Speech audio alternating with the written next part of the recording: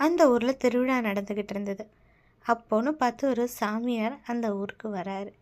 திருவிழானாலே கொண்டாட்டம் தானே, நிறைய விழாக்கள், விளையாட்டுகள், கொண்டாட்டங்கள்னு இருக்கும். அந்த மாதிரி தான் இளைஞர்களுக்கு உரியடி போட்டி நடந்துக்கிட்டு இருந்தது. அதுவும் ஒரு உரியடி பானை அடிக்கிறதுல வரிசையாக 3 உரியடி பானைகளை அடிக்கணும். தொடர்ந்து அடிக்கிறவங்களுக்கு நிறைய பரிசுகளும் இருக்குது. இதை கேட்டதுனால அந்த ஊரில் இருந்த இளைஞர்கள் எல்லாரும் ரொம்ப ஆர்வத்தோடு கலந்துக்கிட்டாங்க. ரொம்ப நேரமாக நிறைய பேர் முயற்சிக்கிறாங்க, யாராலுமே முடியலை. இதை அந்த துறவி பார்த்துக்கிட்டே இருக்காரு ரொம்ப நேரமாக, ஒரு சின்ன சிரிப்போட.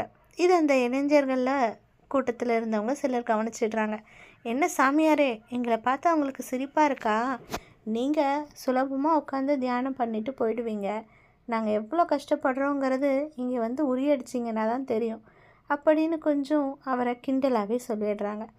அதுக்கப்புறமா முடிஞ்சால் இந்த உரியை அடித்து பாருங்கள், அடிச்சிட்டிங்கன்னா அப்போ ஒத்துக்கிறோம் அப்படின்னு கொஞ்சம் ஏளனமாக சொல்லவும் அந்த துறவி கொஞ்சம் கூட யோசிக்காமல், சரி நான் முயற்சி செஞ்சு பார்க்குறேன் அப்படின்னு வந்துடுறாரு.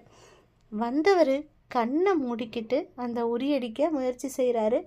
ஒரே அடியில் 3 பானைகளையும் அடிச்சிடுறாரு. எல்லாருக்கும் ஆச்சரியம் தாங்கலை.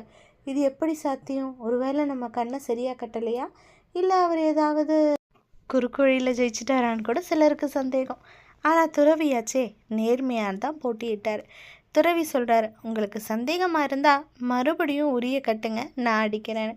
அதே மாதிரி மறுபடியும் 3 உரிப்பானைகளை வைக்கிறாங்க. ஒரே அடியில் அடித்து உடச்சிடுறாரு.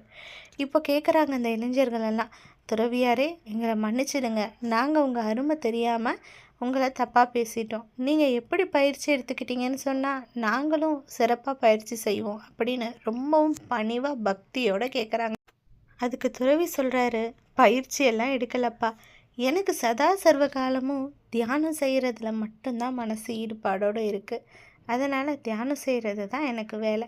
இதில் எங்கேருந்து நான் பயிற்சியெல்லாம் எடுத்தேன்? அப்புறம் எப்படிங்க ஐயா ஒரே அடியில் 3 உரிப்பானைகளை அடிச்சிங்க, அதுவும் 2 முறை, ஒரு வாட்டி கூட கிடையாது அப்படின்னு கேட்குறாங்க.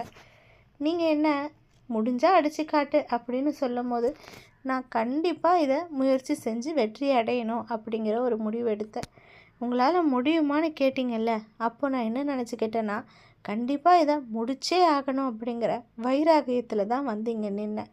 அந்த வைராகியம் தான், அந்த மன ஒருமைப்பாடு தான் என்னை வெற்றி பெற வச்சுது அப்படின்னு அந்த இளைஞர்களுக்கு பணிவாக பதில். தன்னடக்கத்துடன் கூடிய மன ஒருமைப்பாட்டோட வைராகியத்தோடு செயல்பட்டால் கண்டிப்பாக வெற்றி